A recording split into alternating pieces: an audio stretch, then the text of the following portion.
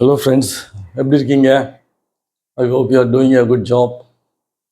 So nice to see you. உங்களை பார்க்கல ரொம்ப சந்தோஷம். ஸோ இதில் நம்ம ஃபஸ்ட்டு ஏற்கனவே ஒர்க்கிங் அட் பிகம் இன்ட்ரடக்ஷனும் ஆப்ரேட்டிங் சைக்கிளும் பார்த்தோம். இப்போது எப்படி அது ஃபண்ட் பண்ணுறாங்க அப்படின்ற ஒரு காரியத்தை பார்க்க போகிறோம். ஐ திங்க் ஃபஸ்ட்டு நான் கொடுத்த செஷன்ஸ்லாம் கொஞ்சம் உங்களுக்கு யூஸ்ஃபுல்லாக இருக்கும், புரிஞ்சிருப்பீங்கன்னு நினைக்கிறேன். இதில் பார்த்தீங்கன்னாக்கா ஒர்க்கிங் கேபிட்டல். ஸோ ஒர்க்கிங் ஏற்கனவே நம்ம சொன்னால் ஏற்கனவே மூணு கரையில் ஒன்று raw material, stock in process, finished goods, book debts. இதுதான் மேஜர் கரண்ட் அசஸ். இது எப்படி நம்ம ஃபண்ட் பண்ணணும் அப்படின்றது. ஸோ ஒரு சின்ன இன்ட்ரடக்ஷன் தான் அது. தென் அப்புறம் ஒரு example will work it out. So இதில் பார்த்தீங்கன்னாக்கா mostly sources and working requirements. இப்போ பார்த்தீங்கன்னா சண்டிகேட் யார் சண்டிகேட்டாஸ்னால் உங்களுக்கு சப்ளை பண்ணுறவங்க உங்களுக்கு சண்டிகேட்டாஸ்.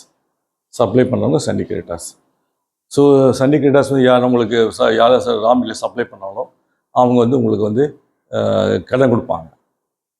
ட்ரேட் கிரெடிட்னு பேர். ஆனால் ப்ரோஸே ட்ரேட் கிரெடிட் பார்த்தீங்கன்னா கொஞ்சம் காஸ்ட்லி, பேங்க் கிரெடிட்டோட காஸ்ட்லி. அதனால் பிளைண்டாக போய் அவைல் பண்ணாதீங்க, பார்த்து அவைல் பண்ணுங்கள். எனக்கு அவங்க கொஞ்சம் கூடவே வச்சு வைப்பாங்க, நமக்கு அப்படி இல்லை. ஸோ அதனால் சண்டிகேட்டாஸ் பார்த்தீங்கன்னா raw material and stores mostly இது பேங்க்லேருந்து வராதுன்னு சொல்ல முடியாது. பேங்க் முதலேருந்து பேங்க் ஃபைனான்ஸ் பண்ணோம். எல்லாத்துக்கும் ரா மெட்டீரியல்ஸ், ஸ்டாக் எல்லாத்துக்கும் பேங்க் வரும். பட் பொதுவாகவே இவங்க இதோட கொஞ்சம் சம்மந்தப்பட்டிருப்பாங்க. அதனால் இந்த சண்டிகேட்டாஸ் உங்கள் ட்ரேட் கிட்ட கொஞ்சம் இது கொடுப்பாங்க. ரா மெட்டீரியல் ஸ்டோர்ஸும் சேர்ந்து அவங்க கிரெடிட் கொடுப்பாங்க. கிரெடிட் கொடுத்தா அது எந்த அளவுக்கு நீங்கள் ஃபண்ட்ஸ் போடணும்னு அவசியம் இல்லை, நீங்கள் சேவ் பண்ணலாம் ஃபண்ட்ஸை. அதுக்காக ஒன்று. அதே மாதிரி ஸ்டாக் இன் ப்ராசஸ், மிஸ்டில் ப்ராசஸில் போகும்போது உங்களுக்கு மணி அதில் பிளாக் ஆகிடுது. இத்தனை டன்ஸ்க்குள்ளே போகுது, இத்தனை டன்ஸ் உள்ள கெமிக்கல் உள்ளே போடுறீங்க, ரிப்பேர்ஸ் நடக்குது, ஸ்டோர்ஸ் போடுறீங்க, இதெல்லாம் எக்ஸட்ரா போடுறீங்க, எல்லாம் இவ்வளோ பணம் அதில் எல்லாம் பிளாக் ஆகுது. அந்த எக்ஸ்டென்ட் பிளாக் ஆகும்போது நீங்கள் அதை advance from supply customers advance பண்ணிங்களா, அது கொஞ்சம் பார்த்துக்கும். அந்த செலவை, அந்த மணி பிளாக் ஆனது கொஞ்சம் பார்த்துக்கும். பேங்க் எப்பயுமே உண்டு. பேங்க் இதுலேயும் பார்த்துக்கும். பேங்க் இதில் தான் பார்ப்பது கிடையாது. முதல்லேருந்தே பேங்க் இதான் மேஜர் சார்ஜபிள் கரண்ட் பேர். ரெண்டு தான் முக்கிய ஸ்டாக்ஸு. எந்த ஸ்டாக்ஸாக ரா மெட்டீரியலாக இருக்கலாம், இல்லை ஸ்டாக் இன் ப்ராசஸாக இருக்கலாம், ஃபினிஷ் குட்ஸாக இருக்கலாம், இல்லாட்டி புக் டெஸ்ஸாக இருக்கலாம். அது மேஜர் ரெண்டு தான் சார்ஜபிள் கரண்டஸ்ன்னு பேர். இந்த ரெண்டுக்கு தான் பேங்க் முதல்ல ஃபைனான்ஸ் பண்ணும். ஓகே, அது புரிஞ்சுக்கணும். அதே மாதிரி தென் லிக்விட் சர்க்கிள் உங்கள் சொந்த மார்ஜின், அது பேர் என்டபிள்யூசி பேர். என்டபிள்யூசி கரண்ட் அசஸ் மைனஸ் கரண்ட் லைபிலிட்டி, அது பேர் NW. Nothing but your margin பண்ணி நம்ம ஈக்குவிட்டியில் கொண்டு வந்துடலாம். நீங்கள் ஒரு டேர்ம் லோன் வாங்கி இதை கொடுத்துருக்கலாம். ஸோ உங்களுடைய பங்கு இது ஃபிக்ஸடு இது புக் டேட்ஸு. ஸோ இது உங்களுக்கு இது வரும். இப்போ உங்கள் பங்குனால ஓரளவு இந்த ஸ்டாக்ஸும் புக் டேட்ஸும் நீங்கள் சமாளிச்சிக்கலாம். பிகாஸ் புக் டேட்ஸில் ஃபினிஷ் குட்ஸில் எங்கள் மணி எவ்வளோ பிளாக்காக இருக்குது, நீங்கள் கொடுத்த கடனில் எவ்வளோ மணி பிளாக் இருக்குது, அதுக்கு நீங்கள் உங்களே மார்ஜின் கொஞ்சம் அளவுக்கு இட்டில் அது பார்த்துக்கும். ஸோ அதை எல்லாமே பேங்க்கு மொத்தமே சாராத நீங்கள் கொஞ்சம் உங்கள் பங்கு கொடுத்தா அது ரொட்டேட்டுக்கு வசதியாக இருக்கும். அது உங்களுக்கே தெரியும். தென் அதே மாதிரி பேங்க் பேலன்ஸ் எல்லாத்துலேயும் வரும். பேங்க் பேலன்ஸ் ஸ்டாக் ரா மெட்டீரியலுக்கு வரும், ஸ்டோர்ஸ்க்கு வரும், ஸ்டாக் இன் ப்ராசஸ்க்கு வரும், ஃபினிஷ் குட்ஸ் வரும், புக் டேட்ஸ்க்கு வரும். எல்லாத்துலேயும் த்ரூ தான் வரும். அதுக்கு அதே மாதிரி கேஷ் ஐட்டம்ஸில் கேஷ் எக்ஸ்ட்ரா வச்சுக்கணும். சமயத்தில் 25,000 30,000 எப்போ பார்த்தாலும் ஜின்னு தேவை, அர்ஜென்ட்டாக ஒரு எக்ஸ்பென்ஸ் வருதுன்னு வச்சுங்களேன், அப்போது அது கண்டிப்பாக நீங்கள் அது தேவைப்படும். ஸோ எப்படி அசஸ் பண்ணுறது அப்படின்னு பார்த்தீங்கன்னா, ரா மெட்டீரியல் ஸ்டேஜில் ரா மெட்டீரியலுக்கு இதில் எத்தனை மந்த்ஸ் மெட்டீரியல்ஸ் ரிக்வயர்டு, எத்தனை months material required. So 3 months 2 months 3 months.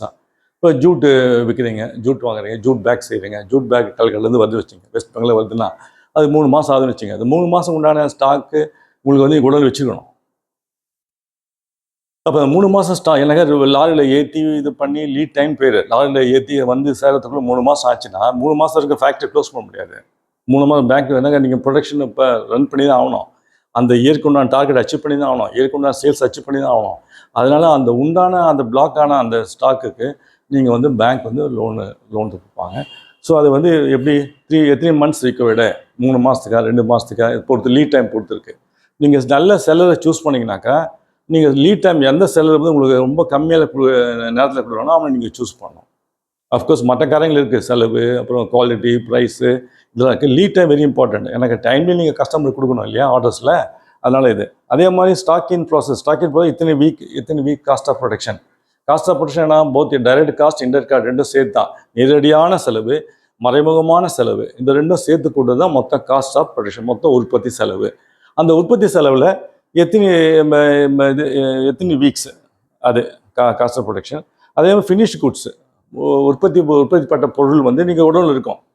அது வந்து எனக்கு அதுவும் காஸ்ட் ஆஃப் ப்ரொடக்ஷன். ஒரு ஜூட் பேக் வச்சுக்கலாம், 3000 பேக் இருக்குன்னாங்க, 3000 ஒரு பேக்கு 200 அப்படின்னாக்கா 3000 பேக்கு 6,00,000 6,00,000 உங்களுக்கு அங்கே ஸ்டாக்கு மணி பிளாக் ஆகிடுச்சு.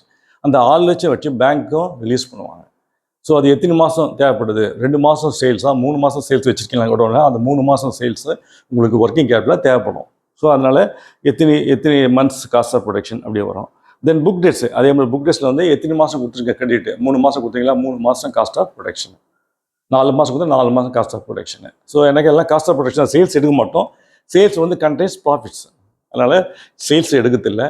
காஸ்ட் ஆஃப் சேல்ஸ் கூட உங்களுக்கு எடுக்கணும் அவசியம் இல்லை. காஸ்ட் ஆஃப் ப்ரொடக்ஷன் போட சும்மா பெட்டராக இருக்கும். தென் மொத்தம் இது அப்போ பார்த்தீங்கன்னா மொத்தம் ஒர்க்கிங் கேபிட்டல் தேவைப்பட ஒர்க்கிங் கேபிட்டல் பார்த்தீங்கன்னா A+B+C+D -E உங்களுக்கு ஸ்டேட் கிரெடிட்டாஸ் உங்களுக்கு எவ்வளோ கொடுக்குறானோ அதை நீங்கள் கழிச்சிக்கணும். நீங்கள் கொடுக்குறான் இல்லையா சிண்டிகேட்டர்ஸ், அதை நீங்கள் கழிச்சு அவன் எவ்வளோ மாதம் கொடுக்குறான் உங்களுக்கு, 6 மாதம் கொடுக்குறானா, 5 மாதம் கொடுக்குறானா, அதுக்கு உண்டான நீங்கள் அதுக்கு உங்களுக்கு காசு உடனே கொடுக்க அவசியம் இல்லை. அது அந்த அளவுக்கு உங்களுக்கு ஃபண்ட்ஸ் கையிலே இருக்கும்.